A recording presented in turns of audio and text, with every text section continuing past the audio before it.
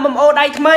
យកលុយពី Facebook អស់នៅឥឡូវនេះគឺគេចាប់ផ្ដើមតម្លាក់bonus មកបន្ថែមទៀតណាបងប្អូនបាទតិចច្រើនអីក៏យើងត្រូវតែយកពី Facebook ដែរព្រោះវាគឺជារង្វាន់លើកទឹកចិត្ត bonus គឺយើងបានតិចបានច្រើនទៅតាមការបង្ហោះវីដេអូប្រចាំថ្ងៃរបស់យើងដូច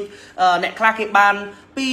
500អ្នកខ្លះ1000អ្នកខ្លះ$5000អ្នកខ្លះ$10000អីចឹងទៅណាគេធ្លាក់ប្រហែលខ្លះជួយ comment នៅខាងក្រោមនេះទាំងអស់គ្នាចាំមើលខ្ញុំប្រាប់ណាបងប្អូនដើម្បីបាន$3ហ្នឹងយើងធ្វើតាមលក្ខខណ្ឌរបស់គេទៅគឺគេដាក់ឲ្យយើងមើលនៅខាងលើហ្នឹងហើយគឺមានន័យថាចេះយើង share post របស់យើងណា share post របស់យើងចូលទៅក្នុងក្រុមឲ្យបាន6ផុសមិនថាបងប្អូន share វីដេអូឬមួយក៏រូបភាពទេ share ចូលក្រុមឲ្យបាន6ដងរយៈពេលមួយអាទិត្យគឺបងប្អូននឹងបាន$3ហ្នឹង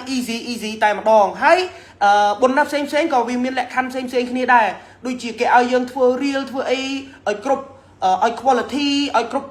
reach ឲ្យគ្រប់ view របស់គេអាហ្នឹងគេឲ្យតាមប្រាក់រង្វាន់ bonus លើកទឹកចិត្តគេផ្សេងអញ្ចឹងណាវាលក្ខខណ្ឌផ្សេងគ្នាតែបើ$3នេះបងប្អូនឃើញអាទម្រង់អញ្ចឹងគឺយើងធ្វើការ share ចូលទៅក្នុងក្រុមទៅ share របស់យើងរូបភាពរបស់យើងវីដេអូរបស់យើងហ្នឹងចូលទៅក្នុងក្រុមឲ្យបាន6ដងទៅគឺយើងបាន$3ហ្នឹងហើយអូខេ